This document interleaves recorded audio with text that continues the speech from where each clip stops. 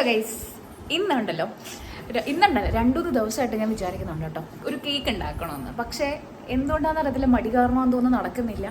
പിന്നെ ഇടയ്ക്ക് നോക്കിയപ്പോൾ ബേക്കിംഗ് പൗഡർ തീർന്ന്, പിന്നെ ഇന്ന് നോക്കിയപ്പോൾ പാലില്ല. അപ്പോൾ രാവിലെ ഞാൻ പറയണമെന്ന് വിചാരിച്ചത് കേട്ടോ, സിയനെ സ്കൂളിൽ കൊണ്ടാക്കിയപ്പോൾ തന്നെ. അപ്പോൾ ഞാൻ വിട്ടുപോയി. അപ്പോൾ ഇപ്പോൾ എന്തായാലും സിയനെ വിളിക്കാൻ പോയ സമയത്ത് ഞാൻ ഏട്ടനെ വിളിച്ചിട്ട് വന്നു 2 അവർ പാല് മേടിച്ചിട്ട് വരാൻ പറഞ്ഞു, ഒന്ന് ചായ ഇടാനും പിന്നെ നമുക്ക് കേക്ക് ഉണ്ടാക്കാനും. അങ്ങനെ ഇന്ന് അടിപൊളി ഒരു കേക്ക് ഉണ്ടാക്കണം കേട്ടോ. അപ്പോൾ അടിപൊളിയാണ് സംഭവം. കണ്ടത് അടിപൊളിയാണ്, കേൾക്കാവുന്നതും ഉണ്ടാക്കി നോക്കുമ്പോൾ അറിയാം അടിപൊളിയാണ്, ടേസ്റ്റ് ഉണ്ടോ കാണാൻ. പക്ഷേ അടിപൊളിയായിരുന്നു കേട്ടോ, എനിക്ക് ഭയങ്കര ഇഷ്ടപ്പെട്ടു. അപ്പോൾ തന്നെ ഭയങ്കര ഒരു ആഗ്രഹമായിരുന്നു ഉണ്ടാക്കി നോക്കിക്കോളാൻ വയ്യാനും. അങ്ങനെ ഞാൻ വിചാരിച്ചു പിള്ളേർക്കും ഭയങ്കര ഇഷ്ടപ്പെട്ട കേക്ക്. അപ്പം നമുക്ക് കേക്ക് ഉണ്ടാക്കാം. അപ്പോൾ ഉണ്ടല്ലോ ഞാനൊരു ചായ കുടിച്ച് പിള്ളേരൊക്കെ വന്ന് എല്ലാം ഒന്ന് സെറ്റ് ചെയ്തിട്ട് ഞാൻ വിചാരിച്ചു കേക്ക് ഉണ്ടാക്കാമെന്ന്. അപ്പം വൈകിട്ട് സ്നാക്സിന് ബിസ്ക്കറ്റ് ഉണ്ടായിരുന്നു, അപ്പം അതൊക്കെ ചെയ്തു. അപ്പം നമുക്ക് കേക്കിന് വേണ്ട സാധനങ്ങളൊക്കെ നമുക്ക് റെഡിയാക്കി എടുക്കാം. എല്ലാം അടുപ്പിച്ചെടുത്ത് വെക്കുവാണെങ്കിൽ നമുക്ക് പെട്ടെന്ന് ചെയ്യാമല്ലോ.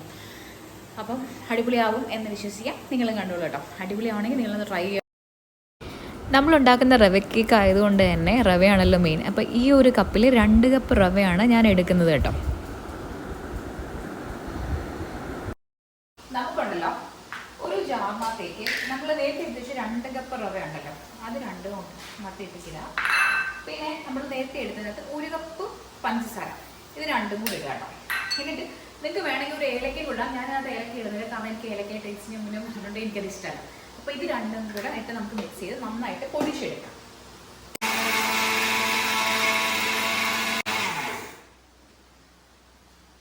നമ്മൾ പൊടിച്ച ഇതുണ്ടല്ലോ റവയും പഞ്ചസാരയും കൂടെ ഇനി നമ്മൾ മിക്സ് ചെയ്യാൻ പോകുന്ന ബൗളിലേക്ക് ഇടാം കേട്ടോ. നല്ലപോലെ പൊടിഞ്ഞു വന്നിട്ടുണ്ട്.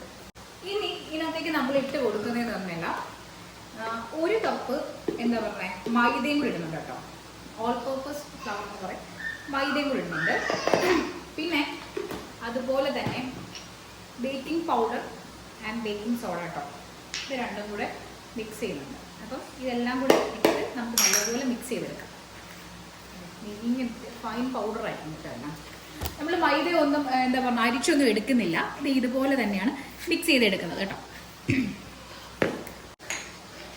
ഞാൻ നേരത്തെ പറഞ്ഞ ഈ ഒരു സംഭവം ഇത് ബീറ്ററാണ് കാണുക. ഇതിന്റെ വലിയ ഒരെണ്ണം എന്തെങ്കിലും ഉണ്ടാവുന്നു, പക്ഷേ കൊച്ചിന് കളിക്കാൻ കൊടുത്ത് എവിടെ നമുക്ക് കണ്ടില്ല. ഇപ്പൊ തൽക്കാലം നമുക്ക് ഇത് വെച്ച് മിക്സ് ചെയ്യാം.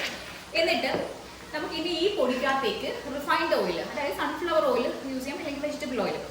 അപ്പോൾ ഇതിന് 2 കപ്പ് റവ കേട്ടോ ഞാൻ നേരത്തെ എടുത്തിരുന്നത്. അപ്പോൾ ഞാൻ ഇതിന് 3/4 കപ്പ് ഓയിൽ എടുക്കുന്നുണ്ട്. അപ്പോൾ അത് ഇത് നമുക്ക് മിക്സ് ചെയ്ത് കൊടുക്കാം. ഓക്കെ, അപ്പോൾ അതിനും കൂടി ഇട്ട് നമ്മൾ നല്ലപോലെ ഇളക്കിയെടുക്കാം കേട്ടോ.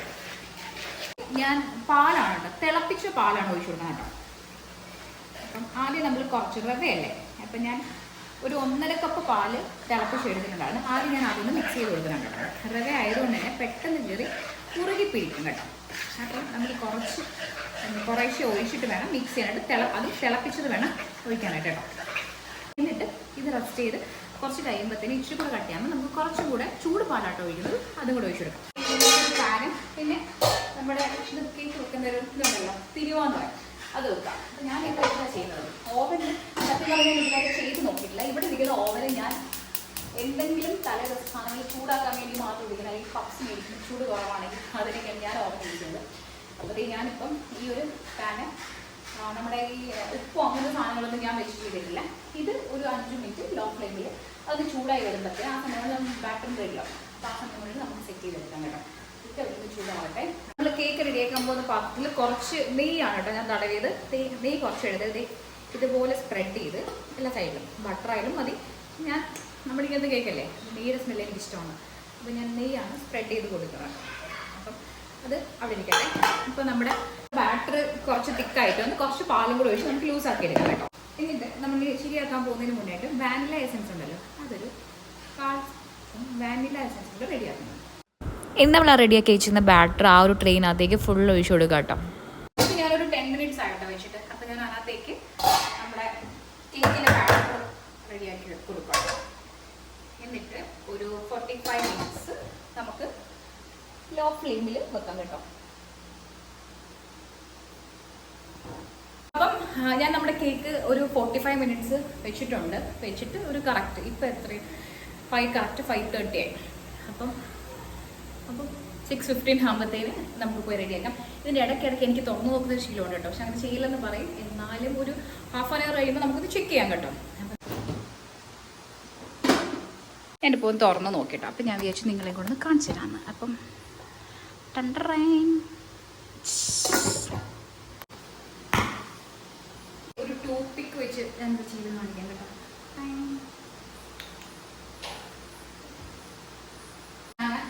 നമ്മുടെ ഈ ഒരു പ്ലേറ്റിനകത്തേക്ക് കിടക്കാം.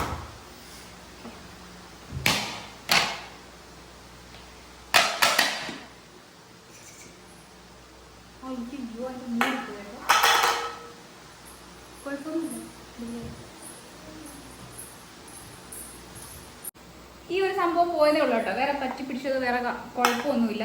നമ്മുടെ കേക്ക് അടിപൊളിയായിരുന്നു. പഞ്ഞി പോലെ ഇരിക്കുന്നു. ഇനി നമുക്ക് കട്ട് ചെയ്ത് നോക്കാം.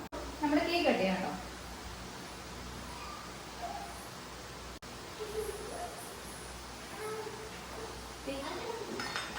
പഞ്ഞി പോലെ ഇരിപ്പുണ്ട്.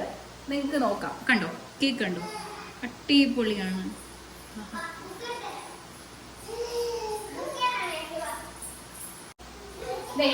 നമ്മൾ ഉണ്ടാക്കിയ നമ്മുടെ ടീ കേക്ക് എന്നല്ല സംഭവം അടിപൊളി ടേസ്റ്റാണ്. ഒന്ന് ട്രൈ ചെയ്ത് നോക്കാം. നമുക്ക് റവ ആയതുകൊണ്ട് പെട്ടെന്ന് പൊടിഞ്ഞു പോകും കേട്ടോ.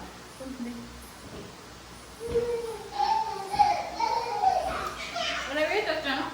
നമ്മൾ സാധാ കേക്കിനല്ല ഉണ്ടാക്കി നോക്കാം.